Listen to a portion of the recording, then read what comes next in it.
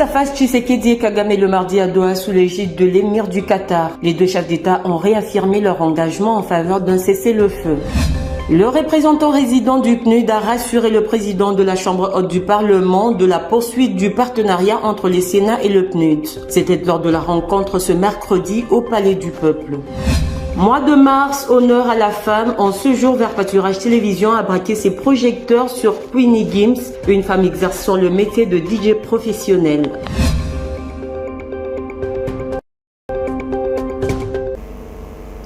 Si vous êtes avec nous, bonsoir et bienvenue dans cette session d'information sur la chaîne du Repos. On commence tout de suite avec le président Félix-Antoine Tshisekedi qui reste fidèle à ses principes concernant les négociations sur la situation sécuritaire dans l'est de la RDC. Il faut négocier avec le parrain plutôt qu'avec les patins. C'est ce qui s'est passé le mardi 18 mars à Doha, au Qatar, un face-à-face avec Paul Kagame sous l'égide de l'émir, le cheikh Tamim bin Hamad Al Thani. Les deux chefs d'État ont réaffirmé leur engagement en faveur d'un cessez-le-feu. Rachel Adassaliouala nous en dit plus. Le communiqué publié à l'issue de la réunion indique que, dans le cadre des efforts visant à apaiser la situation à l'est de la RDC, l'État du Qatar a accueilli une réunion trilatérale à Doha, présidée par son Altesse le cheikh Tamim bin Hamad Al Thani, émir de l'État du Qatar. Les chefs d'État ont salué les progrès réalisés dans les processus de Luanda et de Nairobi, ainsi que ceux du sommet conjoint EAC SADC tenu à Dar es Salaam en Tanzanie le 8 février 2025. Les chefs d'État ont réaffirmé l'engagement de toutes les parties pour un cessez-le-feu immédiat et inconditionnel tel que décidé lors du dit sommet. Les chefs d'État se sont ensuite accordés sur la nécessité de poursuivre les discussions entamées à Doha afin d'établir des bases solides pour une paix durable telle qu'envisagée dans les processus Luanda-Nairobi dorénavant fusionnés et ou alignés. Son Excellence président Paul Kagame de la République du Rwanda et son Excellence le président Félix Tshisekedi Tshilombo, président de la République démocratique du Congo, ont remercié l'État du Qatar et son Altesse cheikh Tamim bin Hamad Al Thani, émir de l'État du Qatar, pour son hospitalité et pour avoir organisé cette réunion fructueuse qui a contribué à renforcer la confiance dans un engagement commun en faveur d'un avenir sûr et stable pour la République démocratique du Congo et la région. Diplomatie toujours, une réunion conjointe des ministres de l'EAC et de la SADC est convoquée dans 30 jours, ce en vue de résoudre les autres problèmes résiduels relatifs à la réalisation de la paix et de la sécurité durable dans la partie est de la RDC. C'est ce qui ressort de la réunion ministérielle qui s'est clôturée le mardi 18 mars 2025 à Harare au Zimbabwe. Regardez. La réunion ministérielle EAC SADC a en outre examiné les progrès réalisés sur la mise en œuvre des décisions du sommet conjoint des chefs d'État et de gouvernement des blocs régionaux tenu le 8 février 2025 à Dar es Salaam en Tanzanie. La réunion conjointe convoquée dans 30 jours permettra aux participants de délibérer notamment sur les rapports de la réunion conjointe de défense sur la situation sécuritaire dans l'Est de la RDC, mais aussi d'établir un mécanisme de coordination technique au niveau du secrétariat pour surveiller la mise en œuvre des décisions conjointes du sommet. Ce rassemblement projeté permettra aussi d'élaborer une feuille de route détaillant les mesures de mise en œuvre immédiate, moyenne et à long terme, y compris les modalités de financement. En coopération, clôture mardi 18 mars 2025 de la 57e session de la conférence des ministres du commerce extérieur, des finances, du plan et développement à Addis Abeba en Éthiopie. Participant à ces assises, le ministre du commerce extérieur congolais, Julien Paluku, a invité les pays africains à développer les chaînes de valeur et les zones économiques spéciales en mettant l'accent sur certaines priorités dont la sécurité, l'agriculture et l'énergie. Affaire Mivita y revient. Pour la bonne mise en œuvre de la zone de libre-échange continental africain et pour ainsi accroître le commerce intra-africain, Julien Paluku a demandé à ses pairs de mettre en avant certaines priorités dont la sécurité, l'agriculture et l'énergie. Partageant l'expérience de la RDC sur le développement des zones économiques spéciales, le ministre a obtenu la condamnation de l'agression rwandaise par les ministres africains. Le président de la République, lorsqu'il nous envoie ici, c'est parce qu'il tient à ce que la ZLECAf soit mise en œuvre. Parce que lorsqu'on voit le volume des importations au niveau africain, c'est $1 milliard. Nous avons planché sur comment nous pouvons rechercher les financements nécessaires pour permettre à ce que tous les pays africains puissent se préparer à l'avènement de la zone de libre-échange continentale. Les outils que nous devons utiliser, c'est le développement des zones économiques spéciales. Mais nous avons également défini, ensemble avec d'autres collègues ministres, les différentes priorités par lesquelles l'Afrique doit passer. La première est la sécurité, parce qu'on ne peut pas construire un écosystème économique si on n'a pas la sécurité. Et là, nous avons fait allusion à la région des Grands Lacs qui est secouée par une crise, notamment l'agression rwandaise, qui est en fait un élément perturbateur des efforts économiques dans la région. Et donc tous les États africains ont convenu dans les documents qui sera rendu public qu'il faudrait que nous puissions nous lever tous contre des pays qui déstabilisent l'Afrique. Signalons que cette session organisée par la Commission économique des Nations Unies pour l'Afrique a connu la participation du président éthiopien qui a appelé les pays africains au pragmatisme pour réaliser le rêve de la ZLECAf. En parlant de la sécurité, les chefs coutumiers congolais et peuples autochtones pygmées sont victimes d'attaques ciblées par l'armée rwandaise et les rebelles. Message de la cellule technique d'appui aux affaires coutumières et intégration des peuples autochtones. La coordonnatrice générale de cette structure indique que les chefs coutumiers sont systématiquement ciblés, arrêtés, parfois tués et remplacés par des chefs non légitimes et la population les populations pygmées sont massacrées car soupçonnées de collaborer avec les Wazalendo par les rebelles AFC 123 RDF. Suivez. La situation à l'Est est vraiment déplorable comme nous le savons tous. Avec cette guerre d'occupation, les premières victimes sont les chefs coutumiers parce que vous savez, quand ils viennent pour occuper, ils doivent d'abord maîtriser le chef qui est le gardien de terre et de la population. Et beaucoup de chefs coutumiers sont tués et d'autres sont arrêtés. Et eux, ils amènent leurs chefs coutumiers pour installer et ainsi ils peuvent facilement occuper tous ces territoires-là. Et concernant le peuple autochtone, ils sont aussi victimes.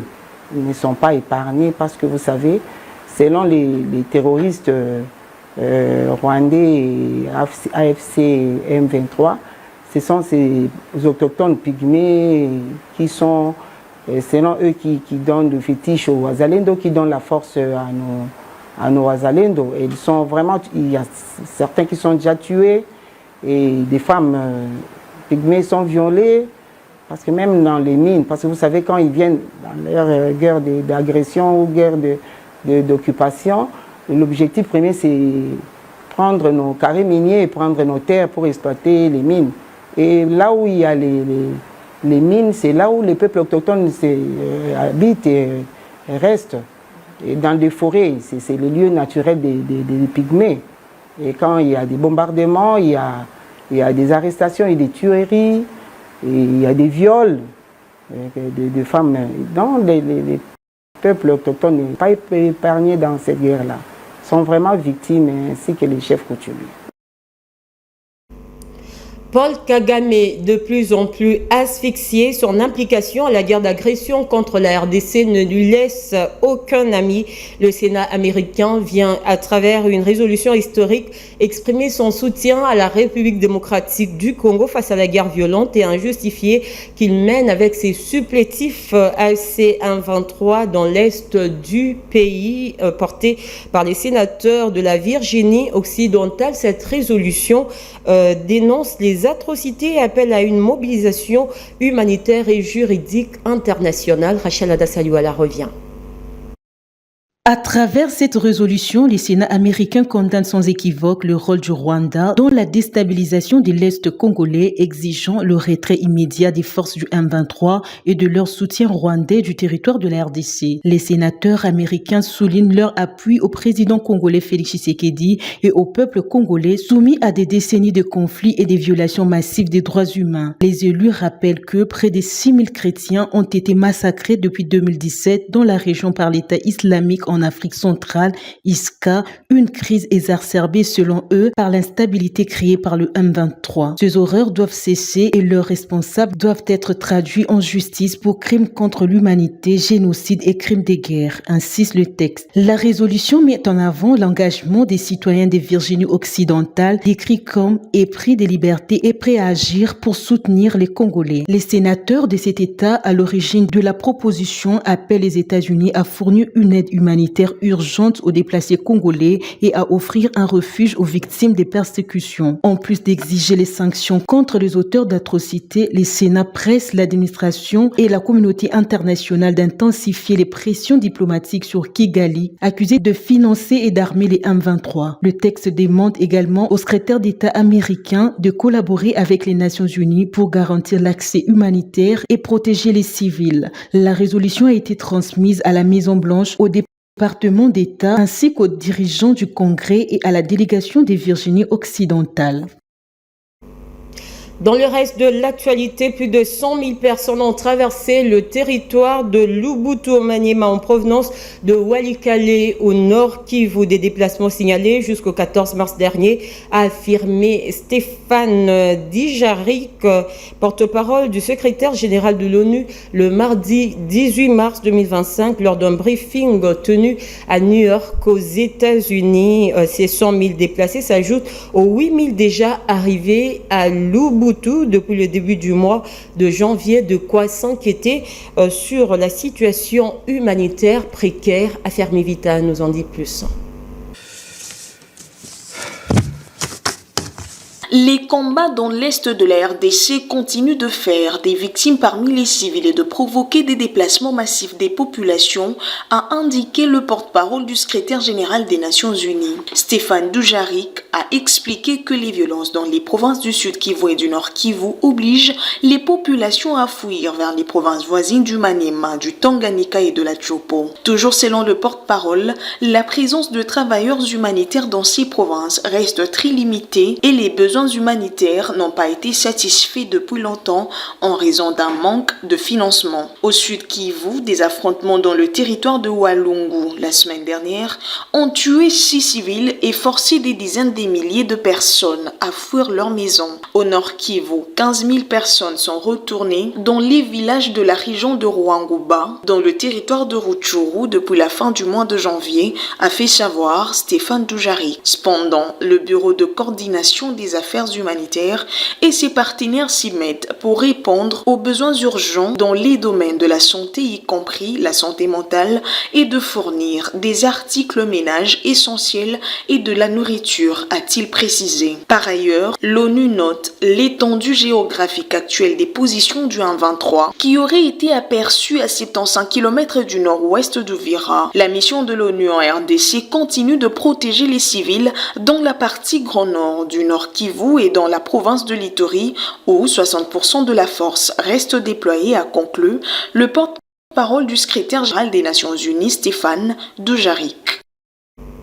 Je l'ai annoncé au sommaire, le partenariat entre le Sénat et le programme des Nations Unies pour le développement se porte bien. Le représentant résident du PNUD a rassuré le président de la Chambre haute du Parlement de la poursuite du dit partenariat. Il est surtout question de la modernisation de la Chambre haute. C'était ce mercredi 19 mars 2025 au Palais du Peuple. Patrick Issot, reportage.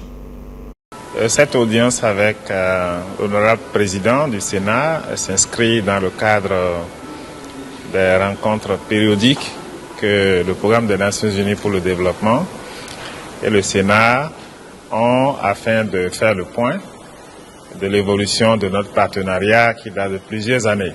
Nous l'avons écouté avec beaucoup d'intérêt parce que ses ambitions rencontrent bien les domaines d'intervention du PNUD et nous nous sommes entendus que nous allons nous revoir régulièrement pour faire le point et faire en sorte que les ambitions de modernisation du Sénat puissent se réaliser. Vous savez, le Sénat et le PNUD sont des partenaires de longue date et nous avons fait beaucoup de choses utiles par le passé, notamment en matière d'installation d'un centre de ressources numériques à l'intérieur du Sénat pour faciliter le travail de l'administration. Nous avons aussi ensemble mis en place un système de transcription simultanée des sessions du Sénat pour faciliter le travail au niveau des comptes rendus. Nous avons aussi élaboré le manuel de procédure du Sénat afin d'améliorer les processus de travail, renforcer la redevabilité et aussi moderniser l'administration. Alors, aujourd'hui, l'honorable président a eu l'occasion de nous expliquer un peu sa vision à la tête du Sénat. Il a partagé avec nous ses ambitions de modernisation du Sénat, de l'administration du Sénat et de comment il envisage aussi renforcer le dialogue entre le Sénat et les institutions provinciales, notamment les assemblées provinciales, parce que le Sénat a un mandat dans ce sens. Mois de mars, toutes les femmes sont à l'honneur. Vers Pâturage Télévision a fait un zoom sur Wivine Moleka, vice-ministre des hydrocarbures. Suivez plutôt le parcours de cette figure de la politique congolaise surnommée impératrice. Née le 10 juillet 1967 à Kinshasa, Wivine Moleka est une personnalité politique de la République démocratique du Congo. Dans son parcours professionnel, Wivine Moleka a été journaliste. Elle a construit sa carrière à la radio-télévision nationale congolaise RTNC. La vice-ministre Wivine Moleka commence sa carrière politique au sein du Parti du Peuple pour la Reconstruction et Démocratie PPRD de Joseph Kabila. Lors des scrutins 2006 et 2011, elle est élue députée nationale. En 2021, Wivine Moleka revient en politique en se ralliant à l'actuel chef d'État Félix-Antoine Tshisekedi. Wivine Moleka a motivé cette orientation par la convergence d'idées et de visions. Elle avait promis de faire valoir ses qualités, son approche sociale et sa proximité avec le peuple. Le 24 mars 2023, elle est nommée vice-ministre des hydrocarbures dans le gouvernement Lukonde II en 2024 après publication des résultats provisoires des élections législatives du 20 décembre 2023. Elle est réélue députée nationale dans la circonscription de Lukunga. Wivine Moleka a été nommée vice-ministre des hydrocarbures au sein du gouvernement souminois au mois de mai 2024. Désormais, elle fait partie du regroupement politique AB de Samalukonde. Surnommée impératrice, cette femme est un modèle de femme leader dans cette génération. Encore un autre zoom dans ce journal, parlons cette fois-ci de Queenie Gims, femme qui exerce comme DJ professionnelle dans la ville de Kinshasa. Quels sont les défis auxquels fait face Diana Queenie et combien d'années d'expérience a-t-elle dans ce métier? Des réponses à découvrir dans cet élément signé Affermi Vita et Nathan Bamois.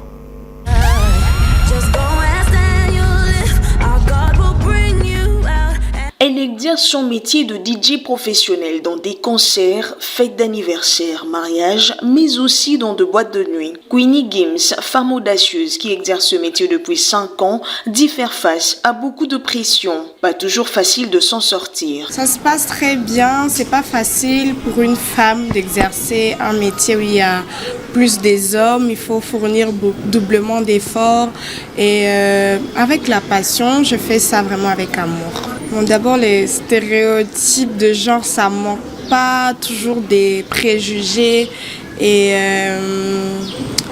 je me dis que ce que je le fais avec amour, mais aussi je le fais avec principe et j'ai des valeurs que je respecte et les gens qui me côtoient savent que non. Avec Queenie, il y a certaines limites. Il n'y a pas totalement d'accès pour dire que non, je suis une fille facile ou je suis une barbare. Je fais mon métier, c'est pour gagner ma vie. C'est pas pour des blagues ou voilà. Mais quand je reçois ces jugements-là de la part de gens, je caisse et je me dis, je vais leur prouver le contraire. Et c'est ce qui se passe. Et ils finissent par dire que toi, t'es différente et tout de ce qu'on pensait être. Queenie Gims invite toutes ces femmes qui voudront devenir comme elle au courage et à la détermination. À mes petites sœurs, mes grandes sœurs qui voudraient aussi entamer le métier de DJ, sachez que ce n'est pas facile. Il faut du courage, de la persévérance, mais surtout de la vision. Il faut savoir pourquoi tu fais ce métier. Pas seulement pour t'afficher et tout, danser, tout ça. Il faut avoir une vision derrière ce que tu veux faire et aussi l'amour du travail. Soulignons que de nos jours, la femme bannie de restrictions et se dit prête à embrasser n'importe quel métier.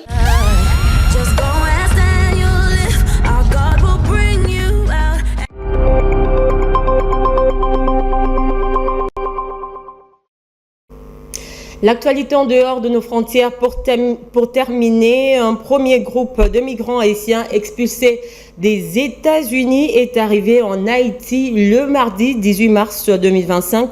Le vol en provenance de Miami a atterri à Cap Haïti dans le nord du pays avec à son bord 46 passagers, parmi eux 25 criminels condamnés selon une source gouvernementale haïtienne. Regardez.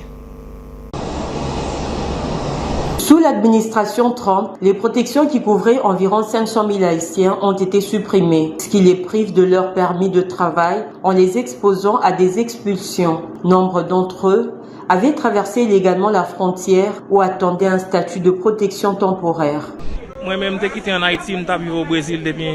Je suis haïtien, j'étais au Brésil depuis 2013, mais j'ai finalement décidé l'année dernière de quitter le Brésil pour aller au Mexique et de là entrer aux États-Unis.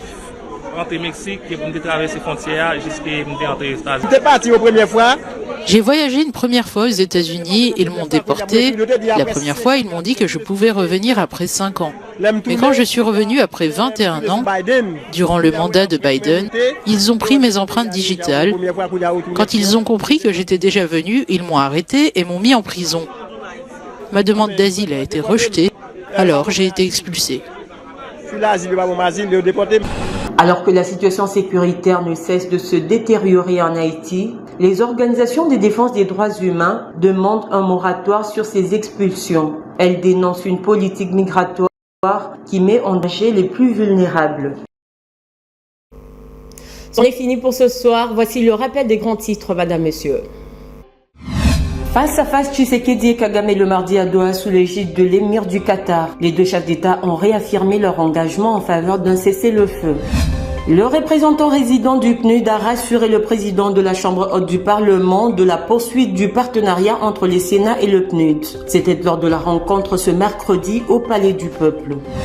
Mois de mars, honneur à la femme. En ce jour, Vert Pâturage Télévision a braqué ses projecteurs sur Queenie Gims, une femme exerçant le métier de DJ professionnel. Ce journal est complètement terminé. Merci à vous tous de nous avoir suivis. Portez-vous bien.